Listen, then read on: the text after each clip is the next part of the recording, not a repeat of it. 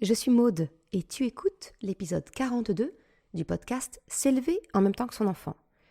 Dans cet épisode, je vais te partager mes 5 astuces pour faciliter le temps de transport avec tes enfants sans avoir recours à un écran.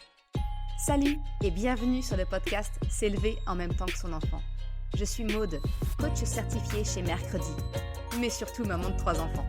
Sur ce podcast, je t'aide à conjuguer la bienveillance avec la réalité de ton quotidien de maman. Utiliser ton choix d'une parentalité bienveillante comme un accélérateur de ton propre développement personnel. T'aider à changer de regard sur les situations que tu vis avec ton enfant pour t'en servir, pour grandir et apprendre sur toi. Salut, je suis contente de te retrouver pour ce nouvel épisode.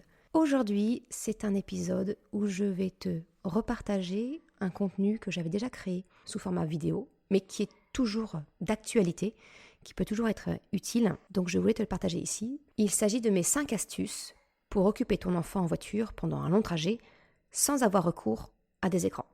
Alors je te partage cet épisode aujourd'hui parce que, en tout cas, moi, je suis dans la zone B. Ce sont les débuts des vacances scolaires et peut-être que toi aussi, tu vas avoir à emmener tes enfants en vacances ou partir avec eux peut-être. Je me suis dit que ça pouvait être utile. Je vais te partager mes 5 astuces et moi, elles me semblent naturelles, mais je me rends compte que mes amis, ma famille autour de moi sont souvent très étonnés parce que nous n'avons jamais opté pour un système vidéo pour que nos enfants patientent pendant les longs trajets. Alors pour rappel, au moment où j'enregistre l'épisode, Chocapic va bientôt avoir 9 ans, Choupinette a 7 ans dans quelques jours et Krapopoulos, lui, il va vers ses 4 ans. Et malgré ça, nous n'avons jamais eu recours aux films ou aux vidéos dans la voiture. Et pourtant, on connaît les trajets de route longs. Jusqu'au décès de mon grand-père, en 2020, nous passions chaque été des vacances chez lui, qui étaient à plus de 6 heures de route de notre maison, sans pause. Autant te dire, une éternité, selon les propres mots de nos enfants. Et là, au moment où tu écoutes cet épisode, on est juste pour un trajet de 9 heures de route, parce qu'on part un peu loin, on va découvrir les montagnes. Donc voilà. Et même pourtant, nos voyages se passent très bien sans écran. Alors attention, je ne dis pas que les écrans, c'est le mal absolu. Tu le sais, clairement, c'est ma faiblesse. Et tu connais ma gestion des écrans pour les enfants depuis l'épisode que je t'ai partagé il y a quelques temps sur la gestion des écrans avec les enfants. Je te remettrai le lien en description si tu veux une piqûre de rappel. Je souhaite juste aujourd'hui porter à ta connaissance d'autres solutions alternatives afin que tu fasses un choix éclairé sur comment tu peux prévoir les trajets de route quand ils sont un peu longs. Je te partage mes 5 astuces pour occuper ton enfant pendant les trajets, notamment en voiture. L'astuce numéro 1 pour occuper ton enfant, c'est tout simplement une caisse de livres. C'est simple, mais ça marche tellement bien. Et double effet qui se coule, cela participe à donner le goût à la lecture à tes enfants. Même s'ils sont non lecteurs, nos enfants ont toujours eu une caisse de livres dans la voiture pour les longs trajets. Alors quand ils n'étaient que 2, c'était encore très facile. La caisse était placée sur le siège du milieu afin que chacun puisse y prendre et ranger ses livres.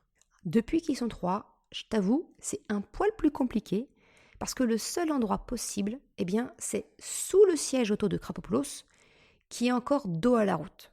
Ça signifie que c'est Chocapic qui est en position centrale, c'est à lui de faire le distributeur. Je peux également prendre le relais s'il s'endort. Et jusqu'ici, ça a toujours été. Alors nous faisons participer les enfants à la préparation du départ en leur demandant de choisir chacun les livres qu'ils aimeraient pouvoir emporter. Pour plus de succès, avant un départ en vacances, je m'arrange toujours pour renouveler les livres en passant par la bibliothèque municipale avec eux. La nouveauté des livres nous assure un voyage serein. J'utilise simplement ma petite panière à linge qui est en tissu afin qu'elle puisse s'adapter, à l'espace disponible. Mais avant, on avait un bac Trofast d'IKEA ou tout autre type de bac, de sac à dos, ça fait tout aussi bien l'affaire. Mais l'idéal, c'est vraiment un contenant, pas trop haut, pour pouvoir voir les livres et les saisir facilement. L'astuce numéro 2, pour les trajets, c'est une Luni avec un casque ou toute autre conteuse qui est mobile. Alors cet article n'est ni sponsorisé, ni en contrat avec Luni. Non, pas du tout. Ils ne savent même pas que j'existe ou que je parle de leurs produits. c'est simplement le partage d'un vrai coup de cœur. Deuxième possibilité qu'on a récemment découverte avec Krapopoulos, lui, on lui a acheté pour Noël dernier une tonise box. Alors je la trouve un petit peu moins mobile, c'est un peu plus difficile en voiture, mais ça fait aussi parfaitement le job. Voilà, je fais une petite mise à jour par rapport à mon article que j'avais écrit il y a quelques temps. En tout cas, tout ce qui est conteuse comme ça, mobile, c'est juste le partenaire numéro 1 de nos voyages. D'ailleurs, on a toujours l'habitude d'acheter, avant chaque départ comme ça, d'offrir en fait à nos enfants une nouvelle collection d'histoires dans la Lunistore pour la Luni, ou alors d'acheter un nouveau petit Tonise pour Krapopoulos. Pas folle la guêpe, hein. C'est toujours dans l'optique d'utiliser l'attrait de la nouveauté. Pense-y. En grandissant, tu vois, les goûts de mes enfants, ils s'affirment. Alors chacun de mes enfants a sa propre Luni. Chocapi et Chupinette ont chacun une Luni, comme je te le disais, et Krapopoulos, lui, maintenant, c'est une Tonise. Mais voilà, ils ont chacun la sienne. Ça nous permet vraiment de faire le voyage dans le calme. Chacun est équipé de son propre casque, hein, sinon, bonjour la cacophonie. Et avec ça, on est parti quand même pour quelques heures assez facilement. L'astuce numéro 3, pour occuper ton enfant pendant un trajet, c'est des petits jeux de voyage. J'en ai toujours plein dans ma boîte à gants. Alors, j'ai des cherche et trouve, quel que soit le domaine, je crois qu'on doit avoir un Charlie en jeu de cartes. On a aussi des kits de dessin, j'ai des cahiers de mots fléchés, et dernièrement, ma petite Madeleine de Proust, j'ai trouvé Serpent et échelle. C'est le jeu, tu sais, le jeu de loi version anglaise, un jeu de serpent et échelle aimanté, et avec ça, on peut jouer facilement dans la voiture. Avoir des petits jeux à disposition, c'est top. Je sais qu'il y a, je crois que c'est Djeco, qui fait des mini-games, des petites boîtes de jeux mini-games, comme ça, avec un crayon, tu peux faire des cherche-et-trouve où tu cherches des éléments. Ça passe bien aussi le temps pour les enfants. Encore une fois, un nouvel achat avant de partir, l'attrait de la nouveauté, toujours. L'astuce numéro 4 pour les trajets, c'est de parer, j'ai envie de te dire, aux besoins primaires de ton enfant. La soif et l'hypoglycémie sont tes pires ennemis. Ton enfant se transforme en une tempête émotionnelle à la moindre carence en eau ou en cas de glycémie trop basse. Donc, moi, mon parti, c'est que, quelle que soit la nature du trajet, si c'est un trajet quotidien ou pour les plus longs, j'ai toujours une petite gourde d'eau à disposition. Et si le trajet est plus long, je prévois un encas facile à grignoter. En ce moment, mes enfants ont une passion pour les lulus, les gâteaux lulus, les oursons là. Voilà, c'est ce qu'on a prévu pour ces vacances d'avril, à avoir dans la voiture. Ça, et puis les bananes ou une pomme, c'est toujours facile à emmener. Voilà, donc ma 4e astuce, c'est vraiment emmène de quoi boire et de quoi manger dans la voiture. Ma dernière astuce, la numéro 5, c'est une playlist bonne humeur. Tu sais, la place qu'occupe la musique dans ma vie, c'est un bon moyen en tout cas pour exprimer aussi nos émotions. Donc, quand le trajet commence un peu à durer et que ton enfant a besoin de nouveautés, tu peux lui proposer de mettre de la musique dans la voiture qui met tout le monde de bonne humeur. Il suffit de préparer un petit peu en avance, sur ton service musical de préféré, que ce soit YouTube, Deezer, Spotify ou autre, une playlist personnalisée avec vos goûts musicaux. De quoi mettre tout le monde de bonne humeur et de partager ce moment tous ensemble.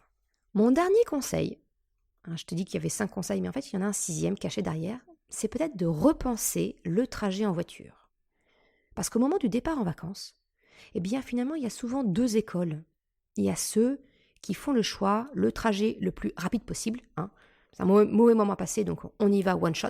Et il y a la deuxième option, de considérer le trajet comme faisant partie des vacances. Alors très honnêtement, j'ai grandi avec la première option. Moi, mes parents considéraient que, on fait le trajet, les 6 heures de route le plus rapidement possible. Si on peut squeezer la pause pipi, on le fait, on s'arrête pas. On partait d'ailleurs pour ça en plein milieu de la nuit. En tant qu'enfant, j'avoue, c'était agréable. Parce que du coup, les 6 heures de route pour aller voir mes grands-parents, j'étais finalement éveillée dans la voiture peut-être que 2 ou 3 heures. Mais en ce qui concerne les parents, moi je vois comment étaient mes parents à l'arrivée. Ils étaient complètement fatigués une fois sur place. D'ailleurs, on arrivait sur le temps du midi, je ne voyais jamais mes parents les après-midi, quand c'était le jour du voyage, parce qu'ils étaient vraiment obligés de faire la sieste pour récupérer de l'effort de la route de nuit. Maintenant que je suis passée dans le clan des parents, j'envisage de plus en plus la seconde option, et c'est même plus qu'envisagé, parce qu'aujourd'hui, je pousse à la roue à mon mari pour dire non, le trajet, ça fait partie des vacances. Et du coup, là, tu vois, pour les 9 heures de route qu'on a à faire, on a prévu une escale, un petit hôtel. On va découper le trajet de route en deux. On va faire peut-être 4 heures le premier jour, dormir tranquillement, faire un petit resto tous ensemble. Et le lendemain, en repartir et faire les 5 heures qui restent. C'est aussi un moyen de montrer à nos enfants que le trajet de la route, c'est pas quelque chose qu'on doit faire vite, tu vois. C'est quelque chose qu'on peut profiter. On va essayer d'en profiter pour trouver un petit coin sympa. On fait attention au budget, naturellement. Donc l'hôtel à 5, je te laisse imaginer ce que ça peut donner. Mais c'est pas grave, c'est de se faire un petit resto tous ensemble, de se faire une petite balade en rentrant du resto et de voir un petit peu les horizons. Je sais qu'on avait fait ça aussi l'été dernier et on avait impliqué nos enfants pour dire ok, là, cette fois-ci, on avait 10 heures de route à faire, je me souviens.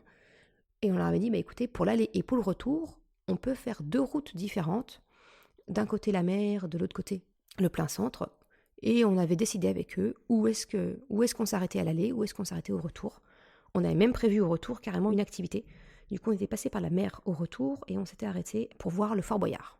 Donc tu vois, c'était vraiment le trajet était aussi une activité à part entière. Donc, en tout cas moi, aujourd'hui, je considère vraiment que le trajet, ça fait partie à part entière des vacances et non plus une composante obligatoire, incontournable. Voilà ce que je pouvais te partager comme astuce.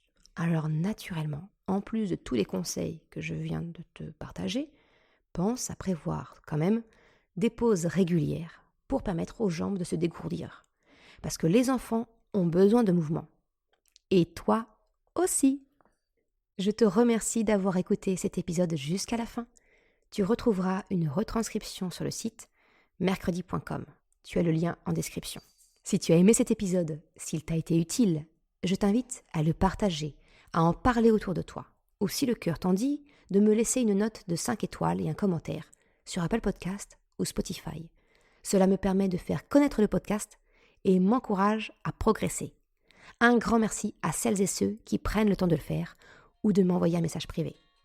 Je te souhaite une excellente journée, après-midi, soirée, quel que soit le moment où tu écoutes, et je te dis à la semaine prochaine pour un nouvel épisode. Ciao!